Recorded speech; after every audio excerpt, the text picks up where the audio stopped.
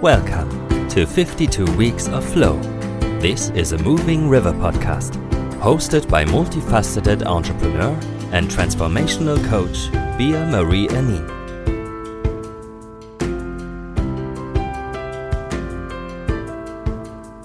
In this podcast, we want to help you discover the concept of flow and show you ways to get into flow and how you can keep your life flowy. Hello, and welcome to 52 Weeks of Flow, where we talk about all aspects of flow in our lives, how to create it, how to maintain it, and how to access it whenever we want. If you like to support the show and learn more about what we do at Moving River, you can check out our website, www.movingriver.com, or check out www.superwoman.coach for our Superwoman training and circle. You can also find us on Instagram at moving_river, or you can find us here, right now. How convenient, right? Masculine versus feminine. What flows better? First of all, I want to point out that this is not going to be a gender discussion. I'm not saying men are better than women or women are better than men. You will never hear me say that. I'm talking about the masculine and feminine energy that is in each one of us all the time. Maybe you already know about the masculine and feminine principle and that the left side of the body is associated with the feminine and the right side with the masculine. But did you know that there's not only left and right but also up and down? What I learned a while ago while listening to Mandy Morris from Authentic Living is that those energies are not only feminine left and masculine right, but we also have the lower level masculine and the lower level feminine, and also the higher level feminine and the higher level masculine. Most of us, though, are living in the lower department. I will get to that in a second. First of all, what are the qualities of the masculine and the feminine? The masculine is described as confident, protective, responsible, focused, logical, supportive, certain, disciplined, capable, courageous, active, outward, expansive, and stable. Some feminine qualities are unconditional love, understanding, flow, radiance, ease, kindness, tenderness, sensual, intuitive, inward, creative, emotional, allowing, nurturing, also childlike energy. Interesting how my voice changed speaking about those different qualities, right? But as I said, there's not just the feminine and the masculine, but also the higher and lower level parts. Let's look at the qualities of the lower level parts, also called the wounded or the toxic masculine and feminine.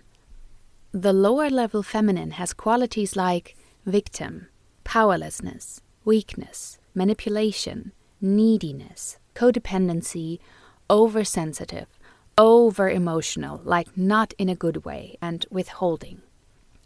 The qualities of the lower level masculine are perpetrator, abuse of power, aggression, control, abuse, avoidance, unstable, unsupportive, criticism and judgmental, dominance, confrontation, shameful, guilt. Does any of this resonate?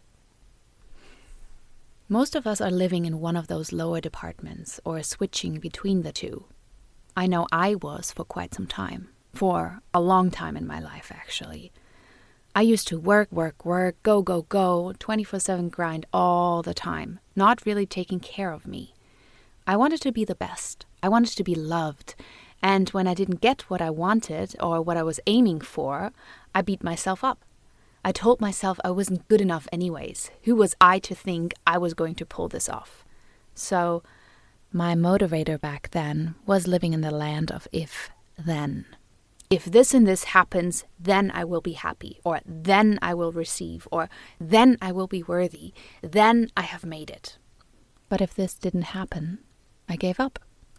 And I was too proud to admit it.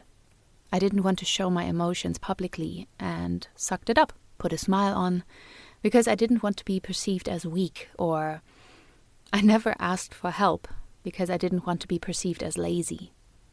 Does this sound familiar? That was my reality. That was what the world had told me. This was my programming, living in the lower masculine. And it was exhausting. I was exhausted.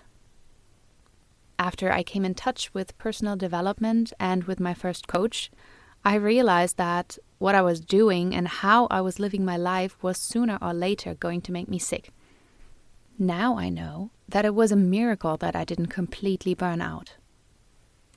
So, how can you get out of the lower level masculine and feminine energies into the higher levels and balance the two to be in the flow? First of all, no one will ever attain the perfect balance between the two energies. You will mostly be shifting in between them like dancing on a scale. In the broader sense, giving on one side is an action of the divine masculine, and receiving on the other is an action of our divine feminine. And the balance of both energies is when we feel harmonious within. In my podcast episode about pleasure, Evelyn Brink talked about the masculine being the container, giving the feminine energy to flow freely in it, like a river and the riverbed. And if you can create this balance within you, let's say for a project, the masculine plans, focuses, pursues, while then the feminine energy is dreaming, creating, unfolding. Both energies need each other, they feed off each other. In one of her speeches, Teal Swan says you have to be in tune not only with your energy, but also flow with the energies around you. So balancing your own energy within you will also help stabilize the energies around you. I experience this for myself every day. The more balanced I am, the more balanced is my partner, are my kids, even my dog. And that balance comes from harmonizing the masculine and feminine energy within me. So let's get to the practical stuff, down in the nitty-gritty, how to actually do it and balance the two. First, like with everything, you have to figure out where you currently are on the scale of lower, higher, masculine, and feminine energies. If you're like me, and you have lived or are still living in your lower masculine, then it is your job to empower your feminine energy inside of you. Just because it worked for me doesn't mean it has to work for you, but it also worked for a lot of my clients. So one thing that helped me a lot was yoga. Some of you might roll your eyes now, they talk about yoga all the time. But one of the primary goals of yoga is to bridge the gap between the masculine and the feminine. The very act of focusing on one breath at a time is masculine in nature, while holding space for your practice to develop is feminine. The second thing I incorporated in my routine was meditation. I guess I will get another eye roll here. Meditation, though, is a game changer in balancing whatever it is you need in your body, in your life. I will soon provide you some really, really cool meditations and power-tations to get in the flow. And with meditation, also start visualizing. Begin to see the big picture and get excited about it. Set an intention, discuss it, talk about it. All of that fuels the feminine energy within you. Since we moved out of the big city, more into nature, I can feel the connection. And I feel drawn to walk in the forest and lay in the grass. Another way to connect to your feminine energy is laughter. Find the joy, the ease, and the fun in each situation. Now, I also want to give you some ideas how to step more into your masculine energy. Plan something. Schedule something during the day that fulfills you and stop working when you say you stop working. Even set an alarm and close the laptop when it rings. Remember to save your project, though. I did that once. The alarm went off. Like a trigger, I closed the laptop without saving and destroyed everything that I was working on for the past 2 hours. I almost had a meltdown. But it all worked out in the end. Speaking of work, pick a goal or result for the week and work towards it. And feel the joy when you reach that goal or when you completed a task. Sometimes it is ticking off boxes. Another great way to nurture your masculine energy is to get together with friends, to feel the camaraderie and just have fun. Whichever energy you want to nourish more, ask yourself, what do I need today? And seek harmony for what your soul needs. To start your day with the intention to balance these two energies and to get in the flow, I want to share with you an affirmation that really helps me get conscious and help me align with what my soul needs. So take a deep breath in and out.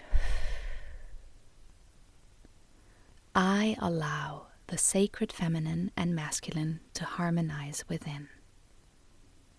I allow the sacred feminine and masculine to harmonize within. I allow the sacred feminine and masculine to harmonize within. And if you're up for some homework, choose one energy activity, be it the masculine or feminine for this week, and try it out. Do it consciously and observe how you feel. I'm excited to learn what you have discovered. If you like to share, please do so on our Instagram page, moving_river, or write us an email at bea@superwoman.coach. If you liked what you heard, then come back next week, subscribe, and rate us with 5 stars. If no one has told you today, I'm grateful for you. And remember, stay flowy, my friend.